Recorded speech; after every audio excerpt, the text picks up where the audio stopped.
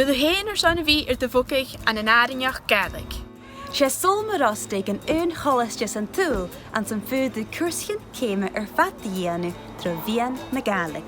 Ha da chúrsa bóciacha, An cursio comis. agus Gaelic is conal trug. ha na cúrsachin seo a rui fad 8 míosan bon tuchtain chuna chéte.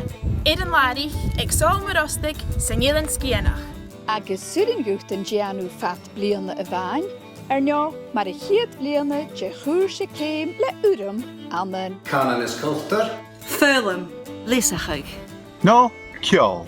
Han cuasa cumas agus Gaelig is conaltrig, stéiste skillan scríbí is wabert trafodlin riata noch, skillan conaltrí, canan fadamal triachgol, agus echtrí, itrachus agus cultar.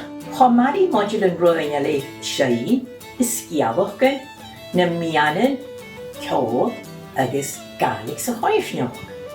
Sé cursa han an Gaelic is conal trug ja fielantí agus ja luchúnsiki urtach a giri pisach a horst an cúd scríbí agus córi. Agus han cursha cumashan, do luchliúnsachi itir bhíanach, a haar son an skillan canan, a hort gefielantach.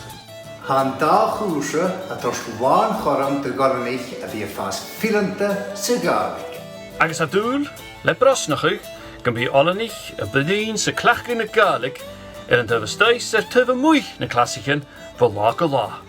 Mar farst in na cursachin, gefu corm gris gnievachus a dhéanamh an an Gaelig.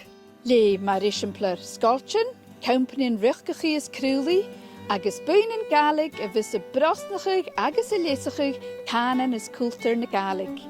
Ha a Gaelig ag chist mian fialsanach an hoi fôr, agus has na critchin gymór, gyfeil ar narianach boci canan, sórichte. Agus, has min dochus gyfeil carstes agus cenglichin sa Gaelig, a vis colarif nar bethe fersante agus frefesante gebrach. Cúmáist leis a Gaelig ag ire olhaie. Oddach do lia gydriach. Bí bio sa Gaelig. Le sulmarástig.